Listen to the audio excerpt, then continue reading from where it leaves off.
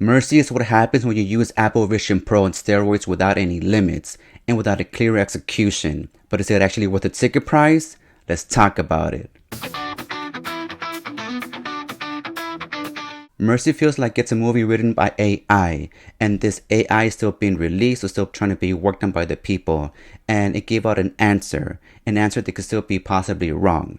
Well, that's how the script felt, honestly. It tried, but it was not executed properly. The premise is simple. Strapped to an electric chair in a future where the judge is AI, a detective, Chris, has just 90 minutes to prove he did not murder his wife before he is executed. Let me tell you right now, the moment I saw MGN on the screen, I told myself, oh crap, it's gonna be one of those movies, huh? And to be clear, the reason why I'm saying that is because Amazon bought MGN, and we all know Amazon released The War of the Worlds last year, and holy shit guys, apparently the movie was horrendous. I actually appreciate how off the bat you were thrown into the plot right away, no fluff at all.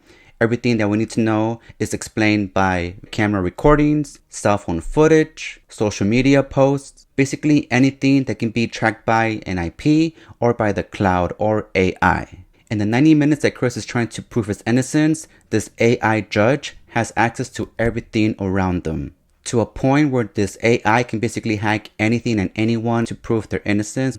Just like that. Mercy does have some great points, and it actually makes you think about the future. Like for example, what if down the line in the courthouse the actual judge is now an AI, and now your whole life is depending on the ChatGPT or the judge themselves? Or what if higher up positions are replaced by AI, no human interaction at all? But then again, AI was created by humans and human makes mistakes, so then what happens then? It sounds interesting, right? But the thing is, unfortunately, this movie fumbled on the whole execution. I was done with this movie up until a certain part by the end. By the end, I caught myself thinking, wow, I'm actually paying attention to what's happening on the screen now.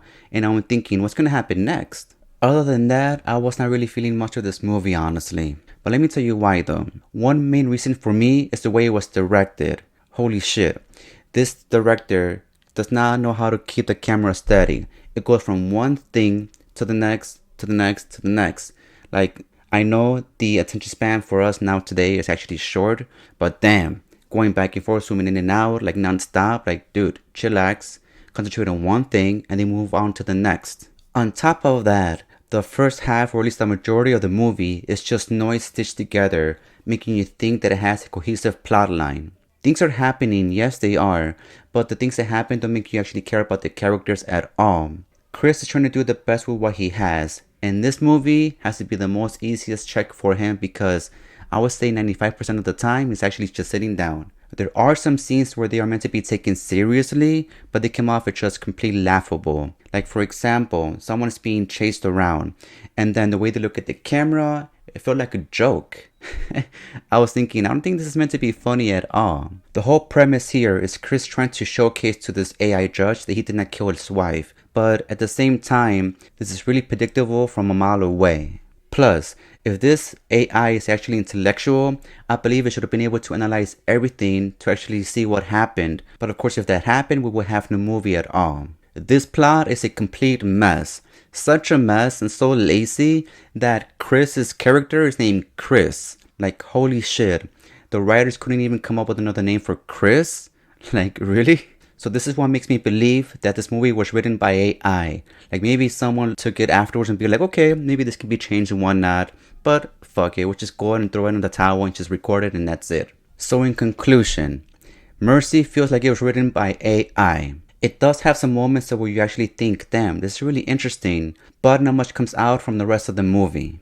You are much better off watching The Minority Report, because that movie knows how to tell a good story, it's well directed, good action, and it actually makes you care about the characters. So this all leads me to my rating for this film, and for this one I gave it a 2 out of 5. This is not the true cinematic experience in theater. I highly recommend waiting to see it on streaming on Amazon Prime. Well, thank you for your time today, my cinematic family, and also for sticking it to the end of the video. You are a true cinephile. Please hit the subscribe button, maybe the like button if you enjoyed this video. I am Chuy, and this is Chuy Cinematic Talk.